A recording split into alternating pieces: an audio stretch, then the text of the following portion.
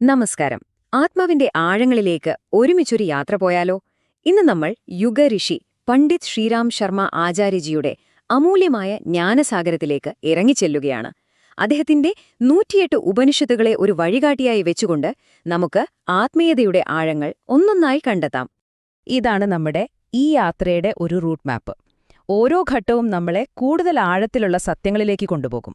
ഒരു വിത്തിൽ നിന്ന് തുടങ്ങി അതെങ്ങനെ 2 വലിയ ശാഖകളായി വളരുന്നുവെന്നും അതിന്റെ വേരുകൾ എവിടെയാണെന്നുമൊക്കെ നമുക്ക് കണ്ടെത്താം. ആയിരക്കണക്കിന് വർഷങ്ങൾക്ക് മുൻപുള്ള അറിവുകൾ നമുക്കിന്ന് ഈ നിമിഷത്തിൽ എങ്ങനെയാണ് പ്രയോജനപ്പെടുന്നത്?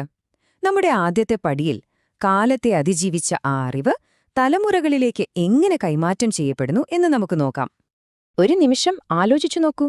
മഹത്തായ സത്യങ്ങൾ കാലത്തിന്റെ കുത്തൊഴുക്കിൽ എങ്ങും നഷ്ടപ്പെടാതെ നമ്മളിലേക്ക് എങ്ങനെയാണ് എത്തുന്നത്?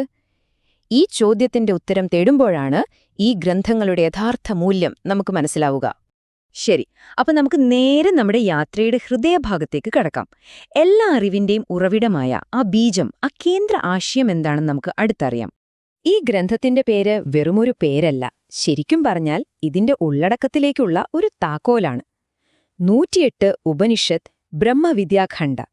ഇതിലെ ഓരോ വാക്കിനും അതിൻ്റെതായ അർത്ഥമുണ്ട്. അല്ല, എന്താണീ ബ്രഹ്മവിദ്യ? അത് വെറുമൊരു വാക്കല്ല.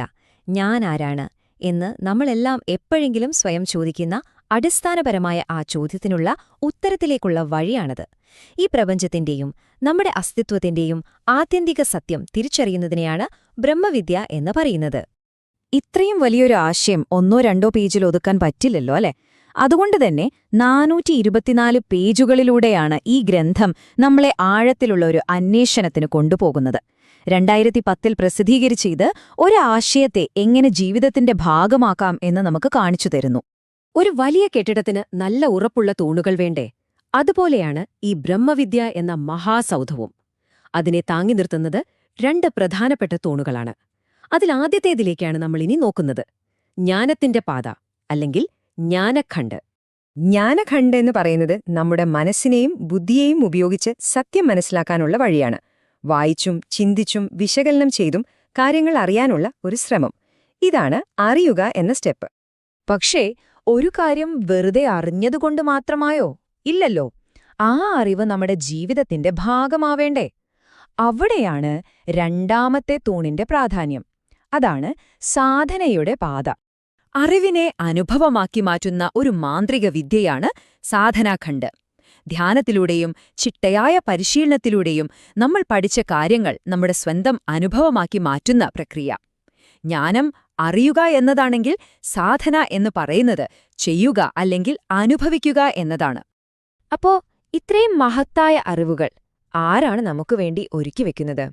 എവിടെ നിന്നാണിതെല്ലാം വരുന്നത്? നമുക്ക് ആ ജ്ഞാനവൃക്ഷത്തിന്റെ വേരുകളിലേക്ക് ഒന്ന് നോക്കാം. ഉത്തരമിതാണ്. യുഗ്നിർമാൺ യോജന, മധുര. ഒരു വിളക്കുമാടം പോലെ ഈ അറിവിന്റെ വെളിച്ചം കെടാതെ സൂക്ഷിക്കുകയും അത് ലോകമെമ്പാടുമുള്ള നമ്മളെപ്പോലുള്ളവരിലേക്ക് എത്തിക്കുകയും ചെയ്യുന്നത് ഇവരാണ്.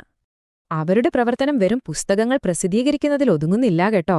ഒരു വ്യക്തിക്ക് ഈ ആത്മീയ പാതയിലൂടെ ശരിക്കും മുന്നോട്ടു പോകാൻ എന്തെല്ലാം വേണോ അതിനുള്ളൊരു പ്രായോഗിക ചട്ടക്കൂട് തന്നെ അവർ നൽകുന്നുണ്ട്. പരിശീലനത്തിനുള്ള സിലബസ് മുതൽ ദൈനംദിന ജീവിതചര്യ വരെ ഇത് അറിവിനെ ജീവിതമാക്കി മാറ്റാനുള്ള ഒരു സമ്പൂർണ്ണ മാർഗരേഖ തന്നെയാണ്. അപ്പോ നമ്മൾ ഇതുവരെ സംസാരിച്ച കാര്യങ്ങളെല്ലാം ഒന്ന് ചേർത്ത് വെച്ച് നോക്കിയാലോ? ഈ യാത്രയിൽ നിന്ന് നമ്മൾ എന്താണ് ശരിക്കും മനസ്സിലാക്കിയത്?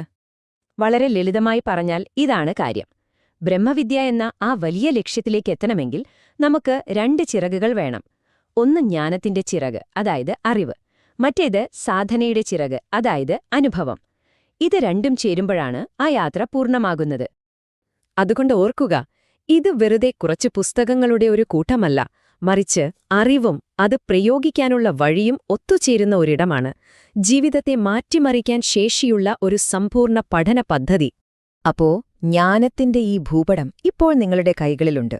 അറിവിന്റെ പാതയുണ്ട്, പരിശീലനത്തിന്റെ വഴിയുമുണ്ട്. നിങ്ങളുടെ ആദ്യത്തെ ചുവടുവെപ്പ് എങ്ങോട്ടായിരിക്കും? ഈ മഹത്തായ യാത്ര നിങ്ങൾ എവിടെ നിന്ന് തുടങ്ങും? ഒന്ന് ആലോചിച്ചു നോക്കൂ. ഉത്തരം നിങ്ങളുടെ ഉള്ളിൽ തന്നെയുണ്ട്.